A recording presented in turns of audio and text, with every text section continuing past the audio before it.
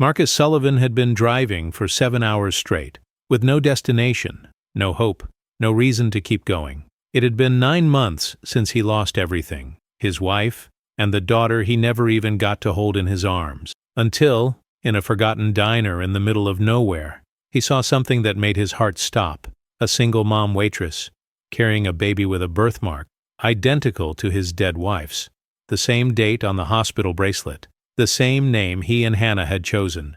And when the truth finally came out, everything Marcus thought he knew about that devastating day collapsed, because his daughter hadn't died. She was alive, in another woman's arms. This is the story of a mistake that changed 3 lives forever, and of an impossible choice none of them were ready to make. Highway 64 cut through rural Tennessee like an old scar. Marcus Sullivan had been driving for 7 straight hours, but he couldn't remember a single landscape, just the endless stretch of gray asphalt and the dull hum of the Ford pickup's engine.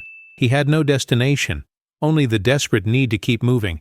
It had been 9 months since Hannah died, 9 months since the doctors walked out of that room with looks that said everything, 9 months since the world stopped making sense. The October sun was starting to sink, painting the sky orange and purple.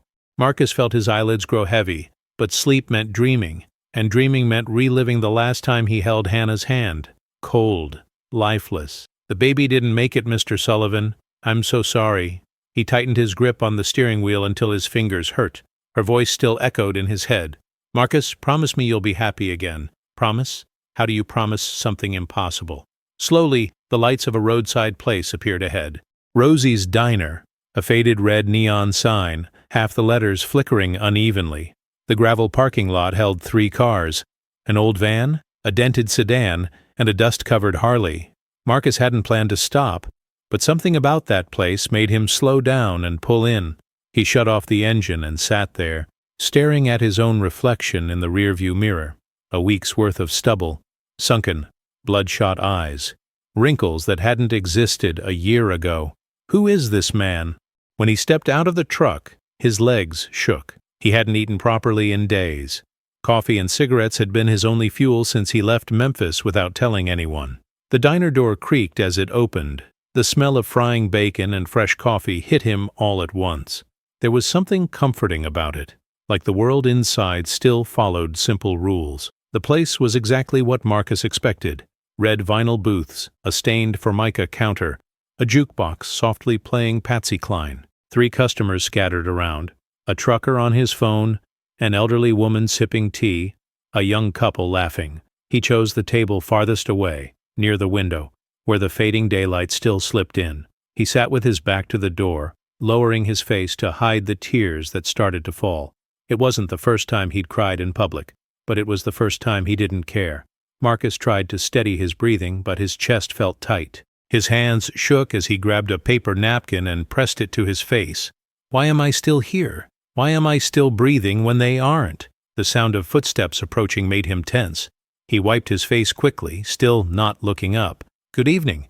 Can I get you started with something?"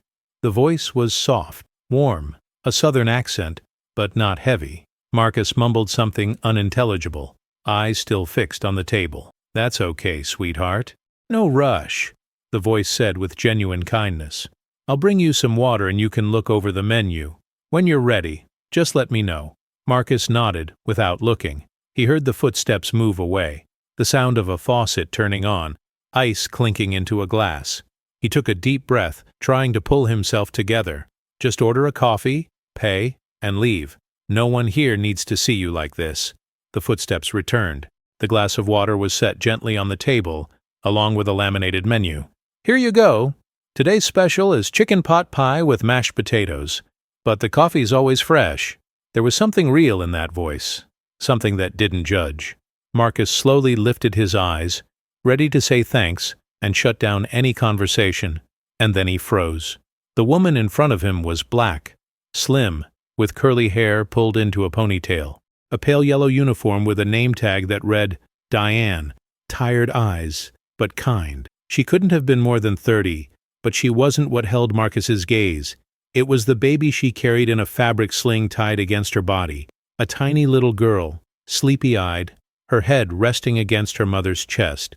And there, visible even from where he sat, just behind the baby's left ear. Marcus saw something that made the air vanish from his lungs. A birthmark, small, crescent-shaped, exactly like Hannah's. Marcus couldn't look away. His brain screamed that it was a coincidence, that he was seeing things, that exhaustion and grief were playing tricks on him. But his heart, the organ that had spent 9 months beating out of obligation alone, slammed hard against his ribs with a force he hadn't felt since the last time Hannah took a breath. "Sir, are you okay?" Diane's voice pulled him back. She watched him with real concern, her free hand adjusting the sling as the baby slept peacefully. Marcus blinked, trying to speak, but his throat was tight. He gestured vaguely at the menu, unable to form words. "Coffee?" Diane suggested with a gentle smile. He nodded. "Coffee, black. Coming right up." She turned to leave, then hesitated, glancing back at him. "You sure you're okay? I can bring you some ice water, too." "This Tennessee heat tricks you. Feels cooler, but the air's still heavy." Marcus forced a small nod. Diane smiled again, a tired smile, but a real one, and walked toward the counter. He watched her move. The diner was small, maybe 15 tables total, and she seemed to know every inch of it. Her movements were efficient, automatic. Her right hand grabbed the coffee pot while her left steadied the baby with an ease only mothers who do everything alone develop. Marcus watched as she stopped at the counter to talk to the cook, a heavy-set man in a dirty cap and stained apron who nodded at her without taking his eyes off the skillet. Diane laughed at something he said, a low, brief laugh, and Marcus noticed how out of place it sounded, like laughing was something she had to remind herself to do. The baby shifted in the sling, opening her eyes for just a second. Marcus held his breath. Even from that distance he could see her delicate features. Light brown skin, long lashes, a tiny mouth opening in a silent yawn. "Stop it. You're imagining things." But the mark, that damn crescent-shaped mark. Hannah had had the same one since birth. She used to joke that it was where the moon kissed her before she came into the world. "If our daughter has that mark, Marcus, it'll be God's way of telling me a part of me is still here." Hannah's voice cut through him like glass. Marcus squeezed his eyes shut, trying to push the pain away. When he opened them, Diane was back, setting down a steaming cup of coffee and a tall glass of ice water. "Here you go. Strong coffee, the way we make it down south." She placed everything carefully on the table. "You look like you've come a long way." Marcus wrapped his hand around the cup, just to have something to hold. "Memphis." "Ah, big city." Diane wiped her hands on her apron. "Just passing through, or sticking around?" "Just passing." She nodded, not pushing. It was something Marcus noticed right away about her. Diane didn't force conversation. She offered it, but respected silence. "Well, if you need anything, just holler. My name's Diane." She pointed at the tag. "Marcus?" "Nice to meet you, Marcus." She adjusted the baby in the sling again. The little girl had fallen back asleep, her head heavy against her mother's chest. "Sorry I'm carrying her around like this. My babysitter had an emergency today, and, well, kids don't exactly pick convenient times to need you, right?" Marcus looked at the baby, then at Diane. "How old is she?" Diane smiled, and for the first time Marcus saw real pride on that tired face. 8 months. Emma, that's her name. Emma, the name he and Hannah had chosen. The name written on the death certificate Marcus had never been able to read all the way through. "It's a beautiful name," he managed, his voice rougher than he meant. "Thank you." Diane tilted her head, studying him for a moment. "You have kids, Marcus?" The question was innocent, casual, but it hit Marcus like a punch to the gut. He opened his mouth, closed it, opened it again. "I had. Almost." Diane blinked and something shifted in her expression, a quiet understanding. She didn't ask anything else, just placed her free hand lightly on his shoulder and nodded. "I'm so sorry." Then she walked away, leaving Marcus alone with his coffee, his memories, and the impossible sight of a baby with his dead wife's birthmark. Marcus didn't touch the coffee. He sat there, watching Diane move through the diner with her daughter strapped to her body, serving the other tables with the same tired kindness she'd shown him. Every time she passed nearby, his heart raced. Every time Emma moved in the sling, he held his breath. He was searching for something, anything, that would prove he was losing his mind, that the mark was just a coincidence, that the pain had finally broken him. But the longer he stared, the more impossible details began to surface. The shape of the baby's face, the slight curve of her tiny nose, the delicate line of her eyebrows. No, this can't be real. The trucker stood up, left a few bills on the counter, and walked out, making the little bell above the door jingle. The elderly woman asked for the check. The young couple shared a slice of apple pie, completely unaware of the world around them. Marcus sat alone in his corner, invisible, exactly how he wanted it. But that invisibility was being shattered by a single question pounding inside his head. What if it's not a coincidence? Diane returned to his table with the coffee pot. Want a refill? That one's probably cold by now. Marcus looked at the untouched cup.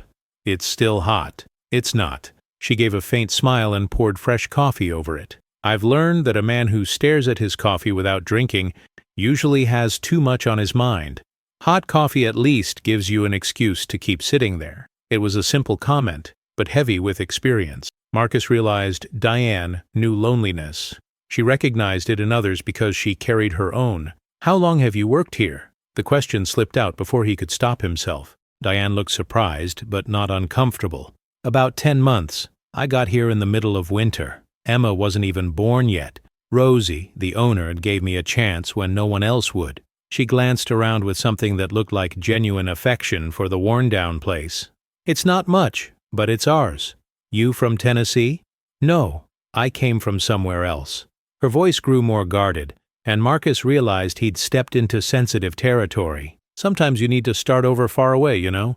Leave some things behind. Marcus understood perfectly. Emma began to squirm, making soft little noises. Diane adjusted the sling, gently swaying as she murmured something tender that Marcus couldn't hear.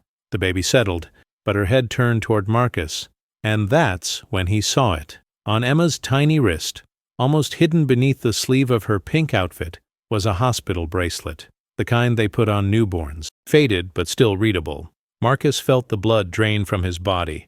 He knew that bracelet. He knew the shape, the color, the cheap plastic hospitals used. Without thinking, he leaned forward. That bracelet. His voice shook. Why is she still wearing it? Diane followed his gaze and touched the bracelet gently, like it was something sacred. It's from the day she was born. I can't bring myself to take it off. I know it sounds silly, but... She paused, her eyes filling with tears. It was the only moment I knew for sure she was mine. Real, alive. After everything that happened, I need that reminder. After everything that happened? Marcus echoed, his heart pounding so hard he was sure Diane could hear it. She looked away, clearly uncomfortable. It's a long story, and you didn't come here to hear my problems. I came here because I had nowhere else to go. The honesty came out raw. Then maybe you're exactly the kind of person who should hear it. Diane studied him for a long moment. There was something about Marcus, maybe the quiet desperation, maybe the obvious pain, that made something inside her give way. I wasn't supposed to keep her. The words came out low, almost a whisper. Emma isn't biologically mine. Marcus's world stopped. What? There was a mix-up at the hospital. A mistake. A terrible one. Diane squeezed her eyes shut like the memory hurt physically. Her biological mother died during childbirth. The baby was declared dead too, but she wasn't. When they realized the error, I'd already taken her home, and Her voice broke. I couldn't give her back. I know it's wrong, but I couldn't. Marcus couldn't breathe, couldn't think. He just stared at that woman, at that baby, at that hospital bracelet, at the crescent-shaped birthmark behind her left ear. Which hospital? He managed to ask, his voice coming out like a growl. Diane flinched, startled by the sudden intensity. In Memphis, St. Mary's. Why? Marcus stood up so abruptly his chair nearly tipped over. He looked at Emma, at the mark, at the bracelet, and finally at Diane, who was staring at him in growing fear. That baby, Marcus said, his voice breaking, is my daughter. The silence that fell over the table was deafening. Diane stepped back instinctively, wrapping her arms around Emma, her eyes wide with pure terror. What did you say? Marcus was shaking. 9 months of pain, guilt, and an emptiness he thought would never be filled, all surged to the surface at once. St. Mary's, Memphis, 9 months ago. His voice was frantic, desperate. My wife, Hannah, she died in childbirth. They told me the baby didn't make it. They told me they were both gone. Diane shook her head, tears spilling over. No, no, you're mistaken. The mark. Marcus pointed with a trembling hand. Behind her ear, crescent-shaped. My wife had the same one. Same place. She told me if our daughter had it. His voice completely fell apart. She said it would be a sign. Diane had gone pale. She looked at Emma, then at Marcus, then at the door, clearly calculating an escape. You're confused. I need to get back to work. Please. Marcus took a step forward and Diane took 2 steps back. He saw the fear in her and forced himself to stop. Please, just listen to me. What day was she born? That's none of your business. What day? Marcus's voice was a plea now, not a demand. Diane hesitated. Her hands were shaking. Emma began to fuss, sensing her mother's tension. February 15th, she finally whispered. Marcus felt his legs give out. He grabbed the edge of the table. Hannah died on February 15th, 9 in the morning. They told me the baby was stillborn at 8:40. Diane's face collapsed. She knew. In that moment, Marcus saw that she had always known something was wrong. I was in the same hospital, Diane said, her voice trembling. I had complications. I lost my baby. She was born lifeless and I passed out. When I woke up, there was a baby in my arms. They told me she was mine. They said I was lucky, that she'd been revived. Tears streamed freely now. But I knew. I looked at her and I knew something was wrong. The eyes, the hair, nothing matched. But I was so broken, so alone, and she was so small, so perfect. And you ran. I had just lost everything, Diane burst out, her voice low but fierce. My boyfriend left when he found out I was pregnant. My family turned their backs on me. I had nothing, no one. And then they put this baby in my arms, and for the first time in months I felt something. She clutched Emma to her chest. I didn't plan it. I just walked out of the hospital and kept going.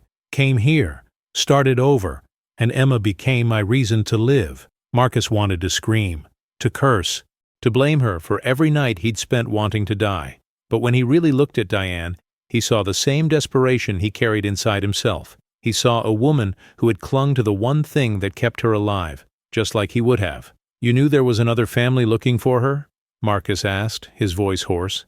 Diane lowered her head, shame etched into every line of her face. I suspected it, but I didn't want to know, because knowing would mean losing her. And I can't, her voice faltered. I can't lose her, Marcus. She's all I have. Emma started crying for real now, a sharp wail that cut through the heavy air between them. Diane instinctively lifted her from the sling, rocking her, whispering soothing words. The baby slowly calmed, curling against Diane's shoulder. Marcus watched. He watched the way Diane knew every cry, every movement. He watched the absolute love in those automatic gestures. He watched a mother caring for her daughter. Except that daughter was his. She was Hannah's. What are you going to do? Diane asked, her voice fragile. Are you going to call the police? Take her from me? Marcus had no answer. He had spent 9 months dead inside, and now he was discovering his daughter was alive. But she was alive because another broken woman had loved her when no one else could. I don't know, he admitted, and it was the most honest thing he'd said in months. Diane nodded, tears still falling. Then what do we do now? Marcus looked at Emma, at the little eyes staring at him with innocent curiosity, at Hannah's birthmark, at the life he thought he'd lost forever. We need to talk, he said finally. Really talk, about everything. Diane took a deep breath and gestured toward a table in the back, far from the other customers. Come on, the night shift's about to start. Rosie can cover for me for a few minutes. And so, in a forgotten diner in rural Tennessee, 2 people shattered by the same tragedy sat down to face a truth neither of them knew how to fix. They sat at a table in the most isolated corner of the diner, far from the window, far from the few remaining customers. Emma slept again in Diane's arms, unaware of the storm her existence had unleashed. Marcus couldn't stop looking at her. Every detail was both foreign and familiar. He saw Hannah in the shape of her lips, in the delicate curve of her cheeks. But he also saw 8 months of life he had missed, 8 months of firsts that belonged to someone else. She likes falling asleep to country music, Diane began, her voice low and careful. Hates carrots but loves sweet potatoes. She wakes up every single night at 3 in the morning, like clockwork, and she won't fall back asleep unless I sing that Dolly Parton song, coat of many colors." She paused, looking at the baby with a tenderness that was almost unbearable. She laughs when she sees a dog, and when she really cries, like from pain or fear, she grabs my pinky finger like it's the only safe thing in the whole world. Something cracked inside Marcus. Those were things a father should know. Memories that should have been his. Hannah wanted to name her Emma because of her grandmother. He said, his voice rough, "Emma Catherine." She talked to her belly the whole pregnancy, sang to her, read her stories. We planned the nursery, bought tiny outfits. I put the crib together by myself. Took me 3 hours and it ended up crooked. A humorless laugh slipped out. Hannah said it was perfect the way it was. Said our daughter would grow up knowing imperfect things can still be full of love. Diane wiped her tears with the back of her hand. "I'm so sorry. I'm so sorry for what you lost, for what they took from you. And I'm sorry for what you lost too," Marcus replied. And he meant it. Losing a child. You can't explain it to someone who's never been through it. It's like they rip a piece of you out and it never grows back. "I know." Diane looked at Emma. "And that's why I couldn't let her go when I realized. Because she filled that hole. I know that makes me selfish. I know it makes me," she swallowed hard, "a criminal. But I don't regret a single day I've had with her. I can't." A heavy silence settled between them. Marcus could hear the wall clock behind the counter, the hum of the drink fridge, the squeak of a chair as a customer stood to leave. "What do you want, Marcus?" Diane finally asked, meeting his eyes with desperate courage. "You want me to hand her over to you right now? You want to call the cops? Just say it, please. This waiting is killing me." Marcus closed his eyes. What did he want? He wanted Hannah alive. He wanted the last 9 months back. He wanted to have never walked into this diner. But more than anything, staring at that child sleeping so peacefully, he wanted her to be happy. "Does Emma know me?" he asked. Diane blinked, surprised by the question. "No, she only knows me. And Rosie, the owner here, and a few people who come into the diner a lot. If I take her right now and drive away, she's gonna cry. She's gonna be scared. She's gonna look for you." "Yeah." Diane's voice was barely a whisper. "And you? What happens to you?" "It doesn't matter." But the way she said it made it clear it did matter. It mattered more than anything. Marcus opened his eyes and looked Diane straight in the face. "I have a right to be in my daughter's life. I have a right to know her, to be part of her life. Hannah gave her life for her, and I'm not going to waste that." Diane nodded, tears returning. "I understand. I'll pack her things. We don't have much, but you're her mom too," Marcus continued, cutting her off. "You took care of her when I couldn't. You loved her when no one else was there, and ripping you out of her life would be just as wrong as what they did to me." Diane lifted her eyes, stunned. "What are you saying?" "I don't know yet," Marcus admitted. "I don't know how this works. I don't know if it's legal, if it's right, if it's even possible. But I do know that yanking Emma away from you would hurt her. And I already let her get hurt once by not being there." He took a deep breath. "I'm not letting it happen again." "You're saying you want to share?" "I'm saying I need time to think. And you do too." Marcus looked at Emma. "But while we're figuring it out, I want to stay close. I want to know her. I want her to know who I am." "And what if you change your mind? If you decide to take her from me?" Marcus held Diane's gaze. "And what if you disappear again with her?" They stared at each other. Two strangers tied together by the same child, the same grief, the same terror of losing her. "Trust," Diane said finally. "We're gonna have to trust each other." "Yeah, this is insane." "I know." Diane looked at Emma, then at Marcus. And then, slowly, she extended the baby toward him. "You want to hold your daughter?" Marcus looked at Diane's outstretched arms, at the baby she held with so much care. His own hands were shaking. It had been 9 months since he'd held a baby. 9 months of imagining what it would feel like to hold his daughter. He reached out slowly, and Diane placed Emma in his arms with a gentleness that showed exactly how much it cost her. The weight was different than Marcus expected. More real, more solid. Emma shifted slightly, scrunching up her little face, but she didn't wake. He pulled her close to his chest, feeling her tiny warmth, her soft breathing, and then he cried. He cried for Hannah, who would never hold her daughter like this. He cried for the 8 months he lost. He cried for the cruel mistake that wrecked so many lives. And he cried with relief. that devastating relief of realizing there was still something of his in this world, something worth staying for. Diane was crying too, watching him. They weren't tears of loss. They were something more complicated. Fear, yes, but also understanding, and maybe, just maybe, hope. "She's perfect," Marcus whispered, gently touching the birthmark behind Emma's ear. "Hannah would be so proud." "She's tough, stubborn too," Diane smiled through her tears. "Won't take help with anything. Wants to do everything by herself, even at 8 months old. Took after her mom then, both of them." The words came out naturally, and they both felt the weight of them. Marcus wasn't talking only about Hannah, he was talking about Diane too. Emma started waking up, her eyes opening slowly. She looked at Marcus. A strange face, different smells, and her little mouth began to tremble. The cry came soft at first, then louder, more scared. "Hey! Hey! It's okay!" Marcus tried to soothe her, but Emma squirmed, searching for something familiar. Diane leaned in, placing her hand on Emma's chest so the baby could feel her presence. "Mama's here, sweetheart. You're okay. This is Marcus. He's—" She paused, searching for the right words. "He's family too." Emma slowly calmed down, still wary, but no longer terrified. She stared at Marcus with that intense baby curiosity, studying every detail of this new face. Marcus smiled, a real smile for the first time in 9 months. "Hi, Emma." His voice was soft, shaking with emotion. "I'm your dad, and I'm so sorry I wasn't here sooner."